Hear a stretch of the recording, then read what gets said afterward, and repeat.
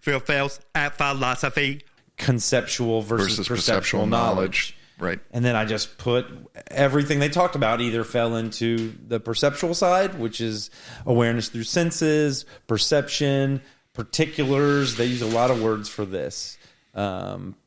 Unmistaken conceptual perception, no words, lack of communicability, and determinacy, empiricism. All of these fell on the perception side, perceptual knowledge. And then through the conceptual side, it was ideas, principles, inference, evidence, reasoning, universals, general universals, linguistic entities, concept of distributed entity, a class of things held by the same across space and time, distortions of reality, mistaken conceptual thoughts, rationalism, logic, coherence, reason, rationality as the arbiter of true knowledge, communicable, rationally justified, which will take us kind of to the end when we talk about justifiable truth. Yeah, that was kind of the next couple pages for me, was this divide between concept and precept. Yeah, no, I like it. I think it's an extremely useful way to organize how we think about knowledge. Part of what I like about this chapter is, and it's a long-standing way we organize knowledge in Western philosophy. It shows how central this way of organizing knowledge is to Buddhist philosophy as well, in an independent tradition, right? And if you think about things, right, you use your conceptual knowledge to think through things, and you think about it. Yeah, there seem to be two ways we know things. We know things because we perceive things. Like, I know there's a house across the street from you because I can see it, right? And we know things because we've thought it through, right? And the question then, if you're talking about empiricism versus rationalism, is where does knowledge come from? Is knowledge ultimately a kind of rational endeavor that helps us with perceptual knowledge? Or is knowledge ultimately that we see and understand the world and that we can validate our coherent systems of knowledge through engagement and validation in the world, right? Well, would there be knowledge without experience? I think that's one of the questions, right? That's why I tend to, as much weight as I put in rational systems, they're enormously productive. I can't even conceptualize what a rational system would be like outside of the context of experience, right? It's even the very fundamental categories by which I can build a rational system, like shape, or line, are things I arrive at through experience. I don't arrive at those outside of experience. Right. And even as abstract entities, to be able to think with them and do the work of something like geometry, I need to have that anchor in reality. Even with something like number, right? Are numbers things that exist outside of our experience of number? Or are numbers things that we have because we've been able to note that there are multiplicities of certain types in the world, right? And then we begin to associate number with that. I also think it's a very hard question, and I'm not sure that we will ever get at an answer to that. For some reason, as we talk about the difference between concept and precept, I think of this binary between mind and body. Yeah, I mean, I think that fits because concept is the mind, right, and we've got sensory input, right, and that's the body, right, and where I've landed on the mind body thing is that they're one. Like, you can't have one without the other, right. And they are. It's this idea when, I've done dialectical behavioral therapy, and I've done, these different self-help things, and they talk about black and white thinking. And whenever you have folks that are telling you that it's a binary, there's some place in the middle where things land.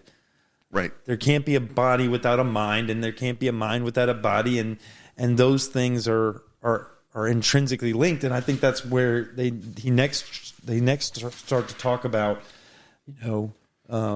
Well, when he talks about knowledge by acquaintance and self-awareness, I think he begins to get at that. Bridging the gap between content-free perception and conceptual cognition. Well, they talk about they talk about what joins concept and precept. And they have a couple ways to get there by adding perceptions. Right? They add 3 perceptions to our normal 5 senses. Right? Well, we all know sight, smell, taste, touch, and hearing. They add mental perception, self-awareness, and yogic perception. Right. Yeah, I think part of what contemplative traditions like Buddhism bring to the table is, are there modes that are better understood as perceptual modes than conceptual modes? Because mental perception is almost making conceptual perceptual. Right. Well, everybody's going to say, I'm just going to take this one and put it over here. Let's go back to I love geometry. Like, if you haven't found, like, let's say you're doing a geometric proof, doing Proposition 47, the Pythagorean proof, in the first book of the Elements in Euclid. Right. You've built all these steps. You have all these deductive things of reasoning. You can sit there and work through them and follow the rules. And I do this with my students when we work on geometry, because I use geometry as a mode of teaching deductive reasoning. And it's any of the propositions. Like, you can go through the rules and you can understand you're following the rules. But there's this moment where you know you did the proof right because you can see it. Right? Experience. Right? You have a moment of recognition of the truth of the proof, right? Because you experience it. And I think, and it's so not. One is almost leading a horse to water. And and it's not that you see it like visually, because you're just working through an abstract proof. Right. It's that you recognize it. I think that's what they're getting at with mental perception. That felt sense. That moment of recognition of the truth of the thing you've been working on. And I think we experience that all the time, right? When we're writing, when we're cooking, when we're doing there's these moments where we recognize that we've got it. And like any other perception, it can be delusional and it's hard to validate. Right. And it lives, and you can't, how do you even share that? Right. And it's like sometimes people get hung up like, well, yeah, you could be wrong, but you can be wrong when you're using your visual perception, right? Perception is subject to error.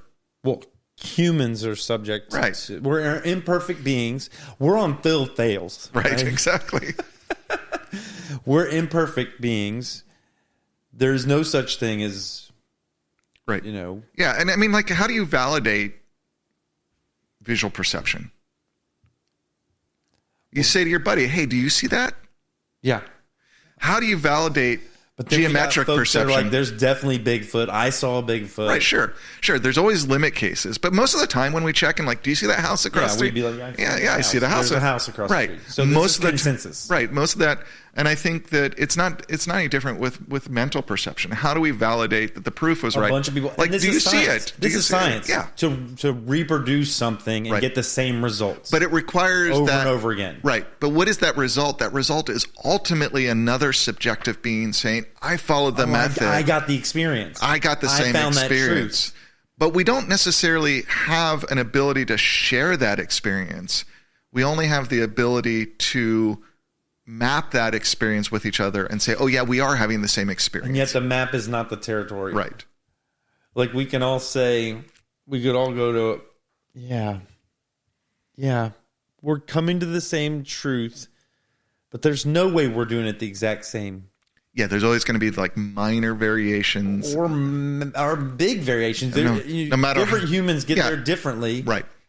And we can try to just like if you climb to the top of a 14er. Like for some Right. reason I thought of Colorado or a mountain. Right. We all see that mountain, but we see it differently, whether it's by the angle or I thought of this idea of this number on the ground, and you see it as a 9 and I see it as a 6.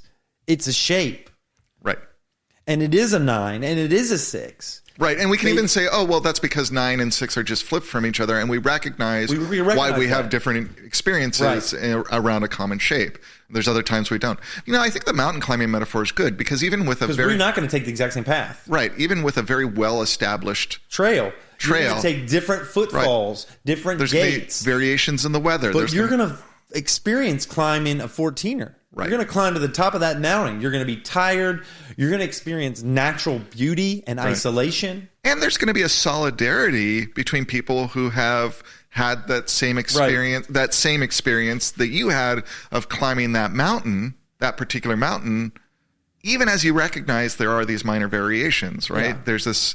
So, yeah, part of what's interesting is there's this commonality of perceptual experience, even as we recognize these variations. Right. I think we often want greater and greater solidarity. We want greater commonality. And I think that can be useful, right? If we're trying to entrain ourselves with other humans around a set of tasks, right? Mm-hmm. If we're trying to build a house together, it's enormously useful if we have a common sense of measure. Yeah, this is the... If you think 2 inches is different than I think 2 inches, we're going to run into all sorts of problems. Absolutely.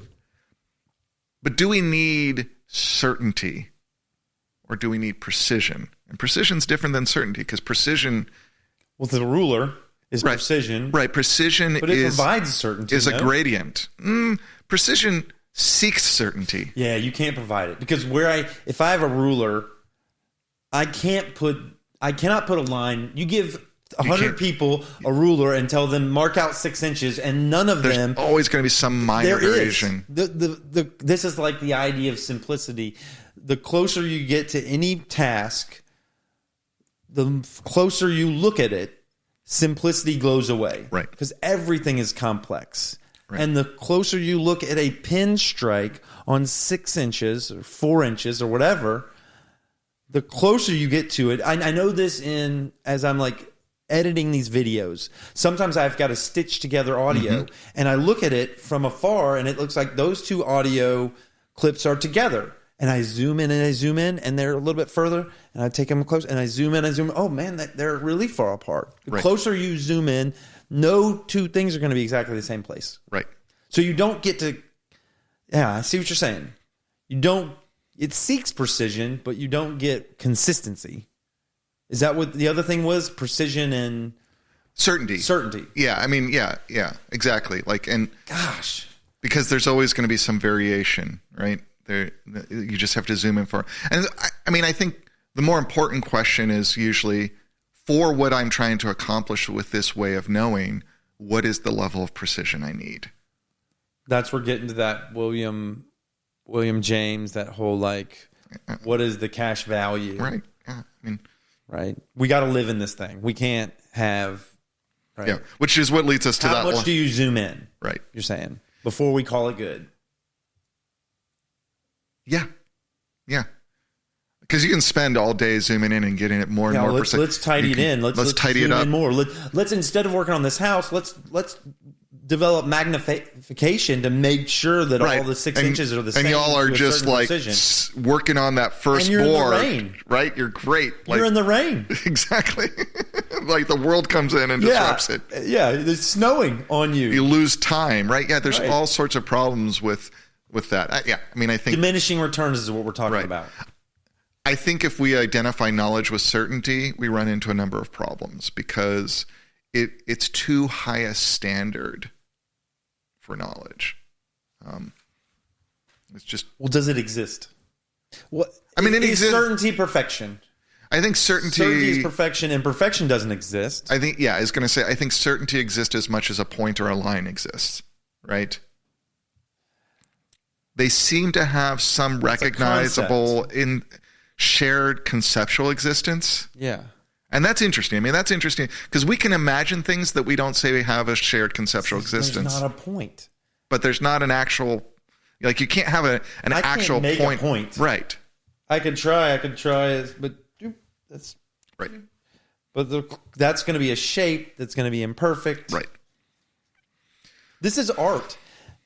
The art is humans. I'm going to make a statement. It's neither true nor false.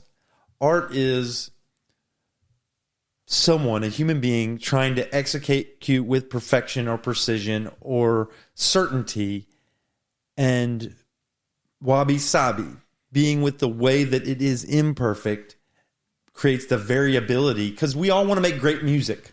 We all want to make great art, and we're striving for that. Right. But what makes us different is how we're imperfect in executing that art. Yeah, that is part of why I love abstract expressionism so much as a mode of visual art, because it seems that that's what abstract expressionists are often playing with.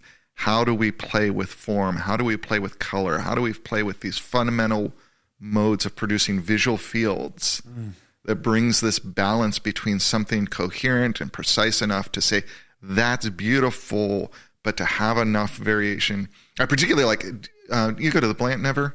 I have, yeah. Yeah, they have a nice collection of Latin American abstract expressionism, which we don't talk a lot about in an Anglo-American sphere because it's a Spanish language tradition. But part of what I love about some of those Latin American artists they have there is many of them are working with geometric forms in a way that I really think does play with this sort of play between precision of shape as a mode of beauty and openness to kind of the fluidity and dynamics and chaos of life as a mode of beauty. Yeah. Talking about concept versus precept, certainty versus precision.